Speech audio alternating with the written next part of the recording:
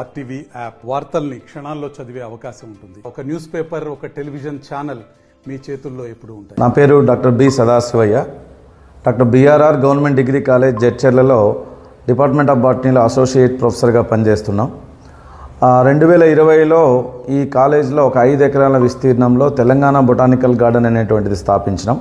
అప్పటి నుంచి అనేక ప్రాంతాలు తిరుగుతూ మన తూర్పు కనుమలు, పశ్చిమ కనుమలు, అదేవిధంగా అండమాన్ నికోబార్ ఐలాండ్స్ నుంచి కూడా మొక్కలు కలెక్ట్ చేసి ఇక్కడ పెంచడం జరుగుతూ ఉంది. ఈ సందర్భంలోనే కడప జిల్లాలో ఉన్నటువంటి యోగవేమన యూనివర్సిటీలోని లీడ్ బొటానికల్ గార్డెన్ నుంచి సరాక, అశోక అనేటువంటి చెట్లు తెచ్చి ఇక్కడ నాటడం జరిగింది.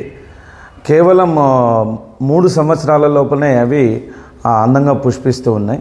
ఈ మొక్క యొక్క ప్రత్యేకత ఏంటి అంటే, ఇది IUCN వాళ్ళ ప్రకారము వల్నరబుల్ కండిషన్లో ఉన్నది. ఇది అంతేకాకుండా ఈ మొక్కల ప్రతి భాగము కూడా ఔషధంగా ఉపయోగపడుతున్నాయి. ఈ మొక్కకు అదనంగా ఒక 14 మిగతా మొక్కలను కలిపి అశోకారిష్టము అనేటువంటి ఒక ఆయుర్వేదిక్ సంబంధించినటువంటి ఔషధాన్ని తయారు చేస్తారు.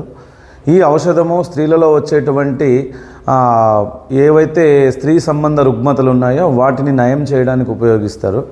అంతేకాకుండా ఈ మొక్కను చాలా పురాణాల్లో, ఉదాహరణకు బుద్ధుడు లుంబిని వనంలో అశోక వృక్షం కింద జన్మించినాడని, మహావీరుడు అశోక వృక్షం కిందనే సన్యాసం స్వీకరించాడని, అదేవిధంగా రామాయణంలో సీతాదేవిని రావణాసుడు అపహరించిన తర్వాత అశోకవనంలో ఉంచాడనేటువంటిది మనకు అనేక పురాణాలలో ప్రస్తావించబడింది. ఇటువంటి ప్రత్యేకమైనటువంటి అరుదైన మొక్కలు ఎన్నో ఈ గార్డెన్లో కొలువై ఉన్నాయి. ఈ మొక్క సహజంగా మన తెలంగాణ రాష్ట్రంలో కేవలం సర్వేశ్వరం అడవుల్లో మాత్రమే పెరుగుతూ ఉంటుంది. ఇటువంటి మొక్కలు ఇంకా అనేకంగా పెంచి విద్యార్థులకు కానీ, అదేవిధంగా సందర్శకులకు కానీ విజ్ఞానాన్ని అందించాలని ఆశతో మేమున్నాం.